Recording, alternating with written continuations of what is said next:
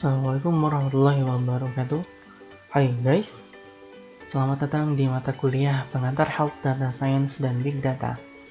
Mata kuliah ini adalah mata kuliah yang baru, sehingga mungkin sebagian dari teman-teman ada yang tahu, pernah mendengar, dan ada yang belum mendengar. Oke, tentang mata kuliah ini, bahwa nanti mata kuliah ini akan dilakukan secara online dengan menggunakan e-learning, atau kami biasanya menggunakan Celeron sebagai media pembelajaran, karena kita harus WFH kemudian SFH gitu ya, terlebih dengan PSBB yang telah diterapkan di Jakarta. Kemudian teman-teman juga nanti diharapkan untuk bisa belajar secara mandiri. Tentunya nanti dosen akan memberikan instruksi secara umum apa yang harus dilakukan, apa yang harus dipelajari, dan bagaimana cara melakukannya. Kemudian tugas akan dikerjakan secara online, jadi tidak ada tugas yang dikumpulkan dan sebagainya. Ya iyalah, siapa juga yang mau mengumpulkan tugas secara offline gitu ya. Kemudian UTS dan UAS itu sifatnya take home, pasti senang. Nah, kemudian rules, aturan atau dari mata kuliah ini nantinya dosen akan mengupload materi ke Celeron. Jadi semua perkuliahan itu menggunakan Celeron. Kenapa tidak pakai Google Classroom? Seperti yang sudah sampaikan bahwa Google Classroom itu tidak interaktif, tidak bisa menampilkan PowerPoint secara langsung, video juga demikian, dan dosen tidak bisa melacak sudah sampai mana progres belajarnya.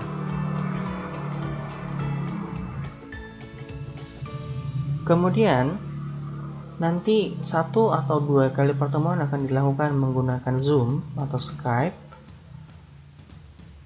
Kemudian dosen juga bisa melihat progres masuk lewat platform Celeron, jadi jangan lupa untuk selalu membuka Celeron. Mata kuliah ini akan dibuka setiap harinya di hari Sabtu saja.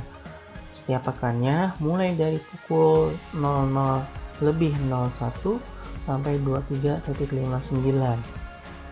Nah, apabila teman-teman mau mengakses pada jam 2 silahkan, jam 18 juga silahkan, jam 20 juga silahkan, asal ketika membukanya pas hari Sabtu sebelum hari Minggu atau Jumat tidak bisa mengakses materinya, kecuali materi yang sebelumnya. 5. Mahasiswa dapat melihat materi yang lalu tapi tidak bisa melihat materi yang pekan depan. 6. Presensi berdasarkan siapa yang telah baca dan mengumpulkan tugas, apabila ada pada hari Sabtu setiap pekannya. Nah, jadi berhubungan dengan nomor 3, bahwa dosen bisa melihat sudah sampai mana dan siapa saja yang telah membaca materi yang disampaikan pada hari Sabtu gitu ya. Nah, apabila ada tugas dilarang copy paste karena akan dicek menggunakan plagiarism detector. Mengapa sih kita harus belajar data science dan big data? Sebenarnya simpel teman-teman. Arahan dari Mendikbud gitu ya, arahan dari Mendikbud itu semua mahasiswa akan dibekali dengan pendidikan 4.0. Apa sih pendidikan 4.0 itu? Pendidikan yang mengutamakan kemampuan, skill, dan pengetahuan terkait perkembangan teknologi, penggunaan teknologi, dan menghasilkan produk berbau teknologi. Nah, oleh karena itu, Mendikbud menginginkan mahasiswa untuk bisa menggunakan teknologi, memanfaatkannya, dan membuat produk baru dari teknologi itu sendiri. Kemudian Big Data dan Data Science itu adalah cabang ilmu yang sedang tren sekarang ini, walaupun pada tahun 2012 ini sudah ramai dibicarakan, tapi baru bisa terkenal pada era 4.0. Yang kedua, perkembangan teknologi itu pesat, data melimpah, tidak ada yang memanfaatkan. Dan kalau teman-teman tahu di mana sih kita nyimpen data, gitu kan ya.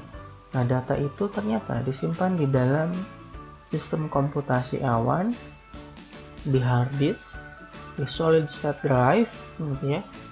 Itu kalau bisa dibilang data itu hanya dimiliki oleh orang-orang tertentu saja, sehingga siapa yang menggunakan, yang memiliki data, dia akan menguasai dunia.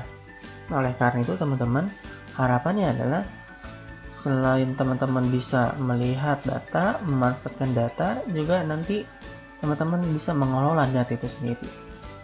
Nah, yang ketiga, sekarang itu apapun yang kita omongkan itu harus berdasarkan data. Setuju? Harus setuju, karena kalau cuma berbasis argumentasi tanpa ada data, itu ngomong doang. Bahasa kerennya ngemeng lu, gitu ya. Terus yang keempat adalah menambah kemampuan dan pengetahuan teman-teman terkait data science dan big data. Apa manfaatnya belajar ginian? Ya, yang pertama ya sih biasanya untuk bekal tambah untuk mahasiswa dalam menguasai data kesehatan. Kenapa? Karena data kesehatan itu banyak.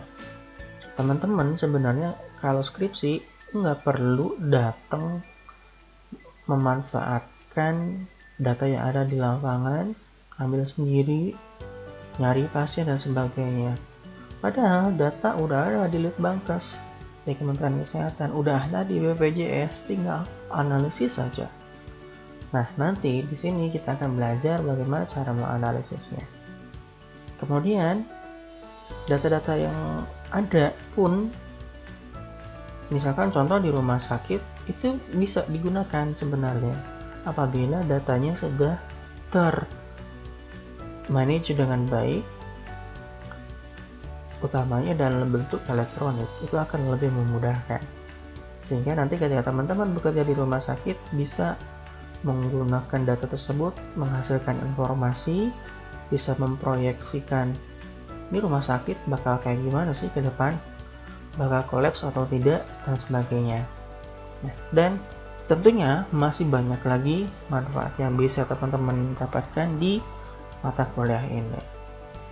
Oke, itu saja ya pengantar terkait mata kuliah Big Data. Jadi saya ulangi bahwa Big Data ini kita akan lakukan secara online. Silabusnya akan di-upload di Silahron, tetapi tidak dalam bentuk PDF ataupun dari Microsoft Word, file Microsoft Word. Jadi nanti teman-teman bisa melihat ada struktur mata kuliah dan materi-materi apa yang akan dibahas. Nah, itu adalah silabus atau kurikulum yang akan tampilkan di mata kuliah ini. Kemudian saya sebagai dosen Edi Hardiana, semoga nanti teman-teman bisa mengikuti dengan baik, bisa bermanfaat untuk teman-teman. Itu saja. Assalamualaikum warahmatullahi wabarakatuh.